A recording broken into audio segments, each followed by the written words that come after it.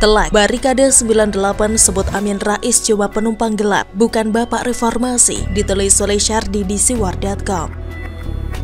Sebelum kita lanjut, jangan lupa subscribe dan nyalakan loncengnya agar Anda menjadi yang pertama mendapatkan informasi dari jurnal terupdate.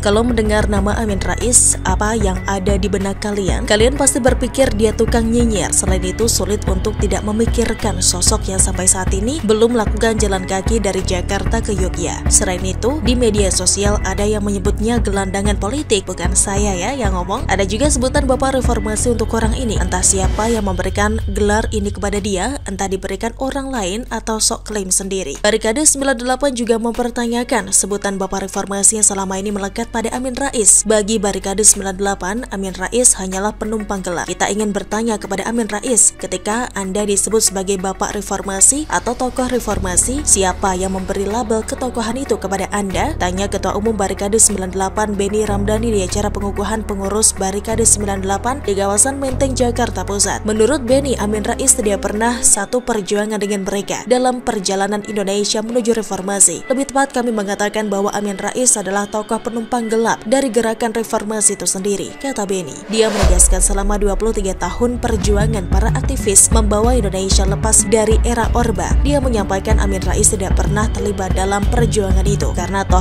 aktivis 98 tidak pernah merasa dalam perjuangan 23 tahun lalu Amin Rais berada bersama-sama kami, kecuali dia hanya sebagai penumpang gelap dari gerakan reformasi itu sendiri, katanya. Lebih malunya lagi, dia mengatakan saat mahasiswa menduduki DPR pada tahun 1998, Amin Rais muncul tanpa diundang. Dia menduga Amin Rais muncul untuk kepentingan pribadinya. Aktivis 98 tidak pernah memberikan gelar kepada Amin Rais. Karena itulah ia meminta kepada Amin Rais agar tidak memakai lagi gelar bapak reformasi. Kalau bagi saya, Amin Rais juga bukan bapak reformasi, tidak layak sama sekali dia menyandang gelar tersebut. Dia lebih mirip seperti pahlawan kesiangan yang muncul belakangan. Kalau Barikade 98 menyebutnya penumpang gelap, maka saya sebut dia cuma penumpang cari panggung. Orang seperti ini suka mencari peluang dari sebuah isu. Ada isu apapun akan ditunggangi dan dimanfaatkan sebaik mungkin. Lihat saja perilaku Amin Rais sekarang, tidak lebih dari seorang tukang nyinyir. Ketidaksukaannya terhadap seseorang atau pihak lain sangat jelas terlihat. Semakin dia kalah, semakin nyinyir dirinya. Semakin besar harapannya yang tidak terwujud, semakin streslah dia. Dan dia akan terus mengkritik membabi buta tanpa alasan dan dasar yang jelas. Beberapa hari belakangan, Amin Rais terus bicara yang tidak-tidak. Yang terbaru adalah saat dia khawatir Jokowi mungkin tidak akan bisa bertahan hingga tahun 2024. Yang artinya dia mungkin berharap Jokowi bisa lengser sebelum waktunya. Jokowi juga beberapa kali dihujat oleh Pak Tua ini, bebek lumpuh. Masih ingat, dia tidak sadar diri sendiri yang sudah lumpuh secara politik, kalah telak dan tidak ada yang mau mendengar ocehan dia lagi. Harapan dia satu-satunya dan yang terakhir adalah mendirikan Partai Umat dengan harapan bisa mendulang banyak suara rakyat agar bisa mengusung jagoannya. Kalau secara pribadi dia tidak bisa apa-apa lagi kecuali hanya menyokong. Dia sudah jadi pecundang politik yang tidak berkutik, hanya bisa teriak-teriak kayak orang sakit hati akut. Kalau partai ini nantinya tidak sesuai harapan atau hanya dapat suara secuil, artinya tamatlah Pak Tua ini. Dia akan makin stres, makin nyinyir. Apalagi jika nantinya yang jadi presiden di tahun 2024 adalah orang yang juga dibencinya. Itu adalah pengesahan terakhir bahwa dia adalah pecundang politik, atau bisa disebut bukan bapak reformasi yang kalah telak seumur hidupnya. Kalau sudah begitu mau gimana lagi? Terserah dia sih. Dia orang yang sangat memalukan sekaligus menyedihkan. Hatinya seringkali berisi kedengkian dan iri. Alangkah bagusnya kalau dia lebih baik pensiun saja selamanya. Tak usah bikin ribut situasi politik di negeri ini. Tak usah merasa paling muda, apalagi merasa bangga dengan sebutan bapak reformasi. Semua itu sudah basi.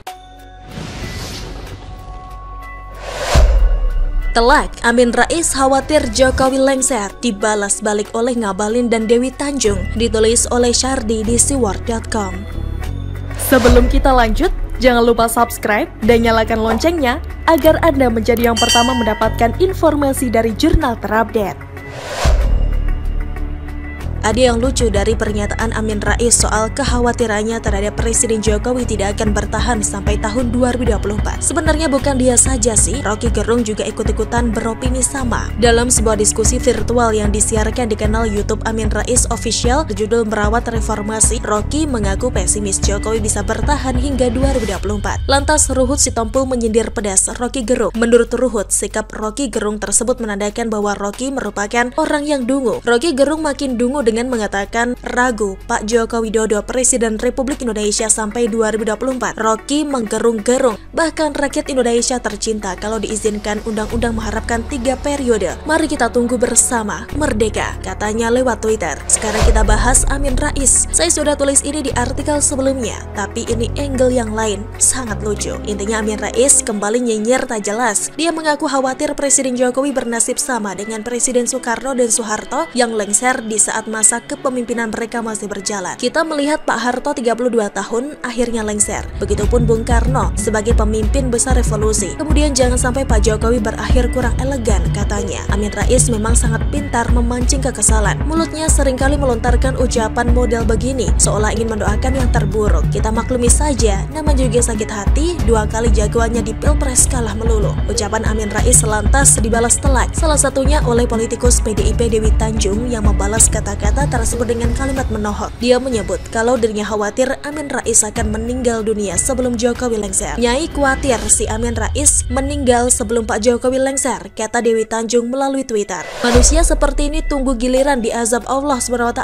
Allah SWT Maha Kuasa dan Maha Adil akan membinasakan mereka-mereka yang sombong dan zalim, katanya lagi. Tenaga ahli utama KSP Ali Mohtar Ngabalin juga ikut menanggapi Amin Rais. Dia juga menyindir Amin Rais dengan kalimat menohok mirip dengan Dewi Tanjung. Dia mengaku cemas jika Amin meninggal sebelum pemilu 2024 digelar. Saya khawatir patwa ini wafat sebelum pemilu 2024, katanya di akun Twitter. Telak banget sih dan sangat berani sekaligus pedas level 5. Ucapannya soal Jokowi dibalas dengan balasan yang lebih sakit. Kasihan sih, tapi lucu banget. Ini bukan saya yang bilang lo ya. Hehehe. Emang sesekali Amin Rais harus diberi pelajaran atas semua ucapan yang pernah dia ucapkan. Kadang dia sangat keterlaluan dan kelewatan batas, entah karena dengki, benci atau memang sakit hati akut, seolah dia ini sangat dendam kepada pemerintah. Padahal pemerintah tidak pernah mengusik dia. Dia kritik pemerintah sampai saat ini aman-aman saja dan pemerintah pun tidak ambil pusing soal ini. Tapi setiap waktu selalu saja ada nyinyiran baru. Ada saja ulah Pak Tua satu ini. Mungkin kalau mau diukur kadar sakit hatinya, Amin Rais mungkin bisa menduduki peringkat pertama. Dampak dari itu semua sangat jelas terlihat. Kuncinya sangat kelihatan jelas dari cara dia nyinyir dan menyerang pemerintah, serta harapan berkedok kekhawatiran. Khawatir presiden lengser, khawatir presiden entah apa lagi. Biasanya harapan model begini tidak akan pernah terwujud. Ini hanya ilusi dan halusinasi dari orang-orang yang sakit hati, terlalu berharap hingga tiap saat selalu berkuar-kuar ke publik. Coba ingat lagi soal doa Habib Rizik yang buruk itu. Banyak komplit banget menyumpahi orang mengalami hal-hal mengerikan. Ujung-ujungnya dia sendiri yang kena karma dan terjepit masalah sambil menangis baca pledoi agar dibebaskan. Sayang sekali sih tidak bisa sabar tunggu hingga tahun 2024. Padahal tinggal 3 tahun lagi. Merem juga bentar lagi nyampe. Gak terasa, tapi bisa menunggu hingga emosi dan ngamuk tak jelas. Kasihan sekali orang-orang yang hidupnya seperti itu, tak tenang dan terus dikuasai rasa sakit hati. Kayaknya hidupnya selalu dihantui Jokowi, padahal Jokowi gak ngapa-ngapain ke mereka juga. Bagaimana menurut Anda? Silahkan tulis komen Anda di kolom komentar. Jangan lupa untuk like, subscribe, dan share. Arkana pamit, sampai jumpa.